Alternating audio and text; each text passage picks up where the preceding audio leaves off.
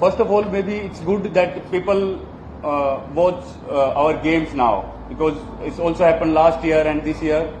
They watch our games live, and even they woke up very early and they sleep very late because of our game. So this is one of the sign that Indian sports is changed, and also maybe in future when parents push their children to go to the stadium, and then how India will change in sport.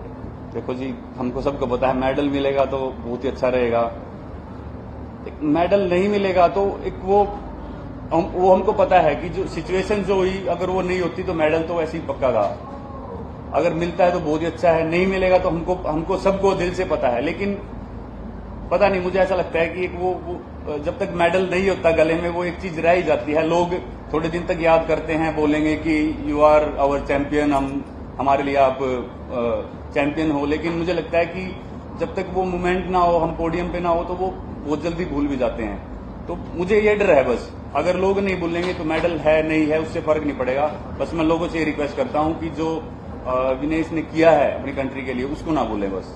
जी, मैं एक ही बात बोलना चाहता हूं, क्योंकि मेरी माँ भी बहुत ही स्टार्टिंग से गांव से बिलोंग करती थी, और फिर गांव में ही शादी हुई, तो गांव के कल्चर में रही, और बहुत ही, और कोई सोशल मीडिया पे नहीं है, कोई मोबाइल नहीं है, टीवी नहीं है, तो वो बहुत ही दिल से बोलते हैं जो भी बोलते हैं, तो एक माँ की तरह बोलते हैं। और उनको ही पता है कि जैसे वो हमारे लिए दुआ कर रहे थे, या इंडियंस मेरे लिए दुआ कर रहे थे, तो सभी कंट्री के एथलीट्स के लिए उनकी फैमिली और उनके लोग उनके लिए दुआ करते हैं।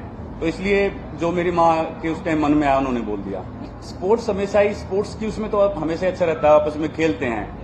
बात होती है जी, वो जो प्रॉब्लम्स हैं वो आपको पता है बॉर्डर पे या उन चीजों, वो बिल्कुल डिफरेंट मैटर है उसको। और स्पोर्ट्स को हम स्पोर्ट्स के जरिए हम कोशिश करते हैं कि आपस में मिलना सिखाएं, लेकिन कुछ इंसिडेंट ऐसे होते हैं वो फिर से कुछ प्रॉब्लम क्रिएट कर देते हैं। तो हम तो ये चाहेंगे कि सब कुछ शांति से रहे, लेकिन वो चीज हमारे हाथ में नहीं है।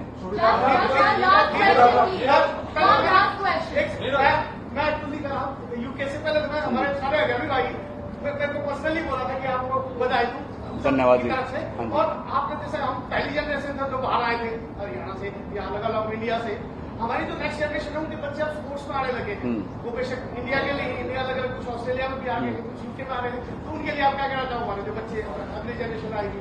सबसे पहले तो ये बात कहना चाहूंगा कि जो हरियाणा के लोग हैं उनके साथ एक प्लस पॉइंट है कि ऑलरेडी आपने पता है कि वैसे तो हम इंडिया की तरफ से खेलना रहे हैं, लेकिन अगर हम बात करें हरियाणा की, हरियाणा में स्पोर्टिंग कल्चर अलग है, तो उनके लिए प्लस पॉइंट ये है कि आप उनके पेरेंट्स हो और हरियाणवी हो, तो उनको एक प्लस पॉइंट ऑलरेडी मिल गया कि भाई हाँ, स्पोर्ट्स कल्चर में से निकल कर रहे हैं। धन्यवाद जी। हाँ जी, 29 में हाँ बिल्कुल, ट्राई तो इस बार भी थी, और वही है खिलाड़ी अपनी तरफ से हमेशा जोर लगाता है जितना हो सके, पर वही है कि वो सिचुएशन उस टाइम क्या है, और बस वो उस टाइम जिसका दिन होता है वही लेके जाता है। वो अभी तक देखी नहीं है मैंने थ्रो, लेकिन मुझे ऐसा फील हो रहा था, और थोड़ा सा रनवे में काम करने की जरूरत है। तो एक आधे पॉइंट है जो थोड़ा करेंगे अच्छे से, और अपना हेल्दी रहेंगे तो अच्छी थ्रो लगेगी। अगर एक ही स्पोर्ट में और ज्यादा बढ़ेंगे धीरे धीरे, जैसे दीपा कर्माकर जी ने बढ़िया किया। अभी जेवलिन की अगर बात करें तो एशियन गेम्स में हमारी परफॉर्मेंस अच्छी रही थी, वर्ल्ड चैंपियनशिप में हम 3 थ्रोअर बेस्ट 6 के अंदर थे। तो अगर एक ही स्पोर्ट्स में और ज्यादा एथलीट्स बढ़ेंगे तो मतलब बिल्कुल आइकन की जरूरत है। लेकिन अगर उसमें और ज्यादा कंपटीशन बढ़ जाए, नेशनल में ही हमारा इंटरनेशनल जैसा कंपटीशन हो जाएगा, तो फिर बहुत आसानी हो जाएगी वर्ल्ड लेवल के कंपटीशन में या ओलंपिक जैसी जगह पे भी वो करने। और बिल्कुल आइकन की जरूरत है ऐसे स्पोर्ट में, खासकर जिसको इतना पहचान नहीं है, तो ऐसे लोगों की जरूरत है ताकि उस स्पोर्ट्स के प्रति अवेयरनेस बढ़े।